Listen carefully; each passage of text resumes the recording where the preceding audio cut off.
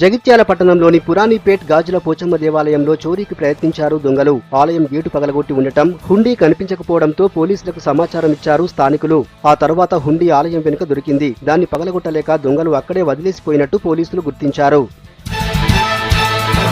మహబూబాబాద్లోని ప్రభుత్వ వైద్యశాలలో డాక్టర్ల నిర్లక్ష్యంతోనే బాలింత చనిపోయిందంటూ మృతదేహంతో బంధువులు ధర్నా చేశారు. ఈ సందర్భంగా పోలీసులు, మృతురాలి బంధువుల మధ్య స్వల్ప తోపులాట జరిగింది. బాధ్యులపై చర్యలు తీసుకుంటామని డీఎస్పీ నరేష్ కుమార్ హామీ ఇవ్వడంతో బంధువులు ఆందోళన విరమించారు. హన్మకొండలోని ప్రభుత్వ ప్రసూతి ఆసుపత్రిలో ఏఎన్ఎంలు ధర్నా చేశారు. 3 నెలలుగా పెండింగ్లో ఉన్న బకాయిలను విడుదల చేయాలని డిమాండ్ చేశారు. వేతనాలు చెల్లించేదాకా డ్యూటీ చేయబోమన్నారు. ఏఎన్ఎంల ఆందోళనతో గ్రామీణ ప్రాంతాల నుంచి వచ్చిన రోగులు తీవ్ర ఇబ్బందులు పడుతున్నారు.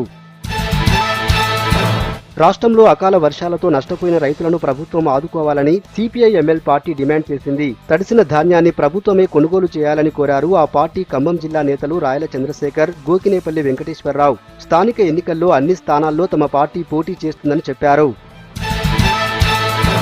ఇంటర్ ఫలితాల్లో అవకతవకలకు బాధ్యత వహించి విద్యాశాఖ మంత్రి రాజీనామా చేయాలని పీడీఎస్యూ డిమాండ్ చేసింది. ఖమ్మం నగరంలో ఇంటర్ బోర్డు దిష్టిబొమ్మను దగ్ధం చేశారు. ఇంటర్ బోర్డు కార్యదర్శిని సస్పెండ్ చేయాలని డిమాండ్ చేశారు. అటు డీవైఎఫ్ఐ ఆధ్వర్యంలో విద్యార్థులు కళ్లకు గంతలు కట్టుకుని నిరసన తెలిపారు.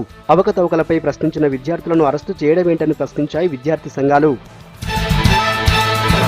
భద్రాద్రి కొత్తగూడెం జిల్లా కొత్తగూడెం కలెక్టరేట్లో నీతి ఆయోగ్ నిధుల వినియోగంపై సమావేశం జరిగింది. రాష్ట్రంలో అత్యంత వెనుకబడిన జిల్లాలుగా కొత్తగూడెం, జయశంకర్ భూపాలపల్లి, ఆసిఫాబాద్ ని నీతి ఆయోగ్ గుర్తించింది. భద్రాద్రి జిల్లాలో వీటికి సంబంధించిన నిధుల వినియోగంపై ఇన్ఛార్జి కలెక్టర్ కర్ణన్ సమీక్షించారు. సంగారెడ్డి జిల్లా జహీరాబాద్లోని మహీంద్రా అండ్ మహీంద్రా ఫ్యాక్టరీలో సంబరాలు చేసుకున్నారు. ఫ్యాక్టరీ పెట్టిన తర్వాత 10 లక్షల వాహనాలు ఉత్పత్తి చేయడంతో ఈ వేడుకలు జరిపారు. 2 ఏళ్లలోనే 10 లక్షల వాహనాలు తయారు చేసినట్టు యాజమాన్యం ప్రకటించింది. ఈ వేడుకల్లో ఆటోమోటివ్ విభాగం ప్రెసిడెంట్ రాజన్ వాడేరా, సిఐటియు కార్మిక సంఘ నేత చుక్కా రాములు పాల్గొన్నారు.